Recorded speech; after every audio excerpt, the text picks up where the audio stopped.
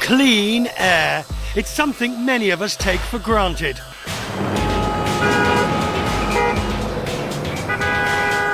Not so here in the congested streets of Mexico City, where the air quality is a daily concern. In the 1990s, the United Nations said Mexico City had the worst air quality in the world. We had a crisis, environmental crisis, in the latest 80s. Really an emergency in the city, because the city was so polluted by the time that we have the birds start to die in the city. Really. Mexico City is 2,200 meters above sea level. The air is thin. There's less oxygen at this altitude.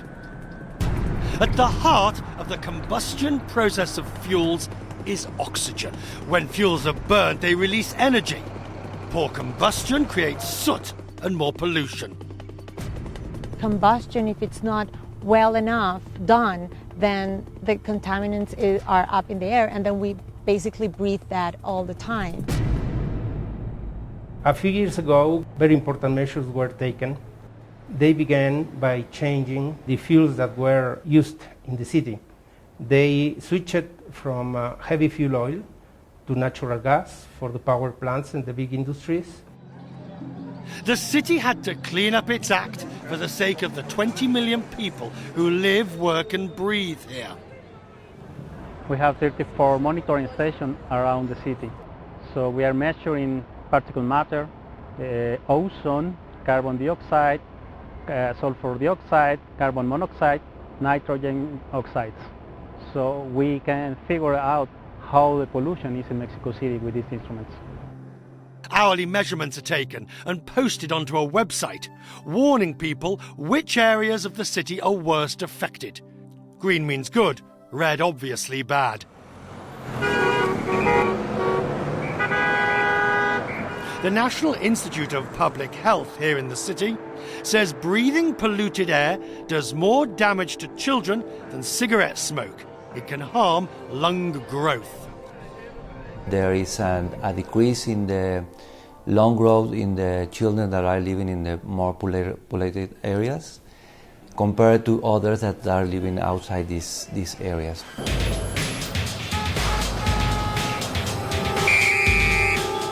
This is one of the biggest problems. Traffic.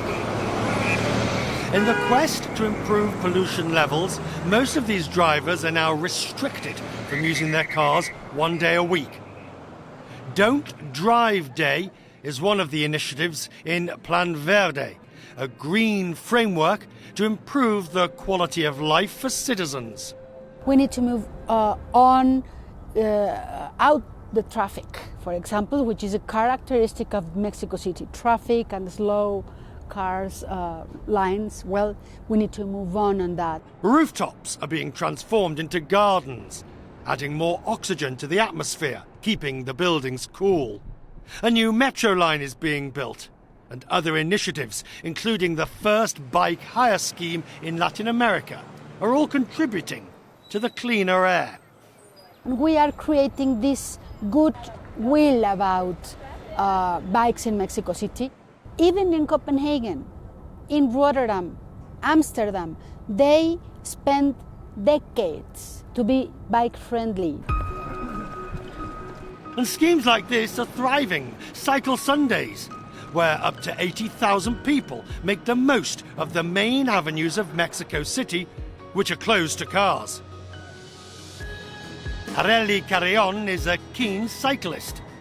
From a car, you tend to see the city as a very, very difficult one. But from a bicycle, it's a completely different picture. It's faster, it's nice. Every day she bikes through the congested streets. I'm concerned about the pollution, of course, as everybody in the city should, but I don't think I need to be more scared or use it as an excuse not to bike. In 1990, there were 333 days when the amount of ozone in the air reached dangerous levels. By 2009, that had fallen to 180 days. Dr. Horacio Riojas praises the improvements the city has made to its air quality, but still, he warns that when levels of pollution are high, cycling and other outdoor activities might not be safe.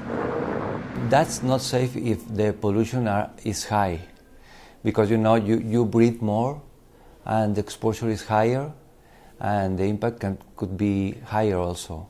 The recommendation is not to exercise during these kind of days. You can lose months of life due to air pollution.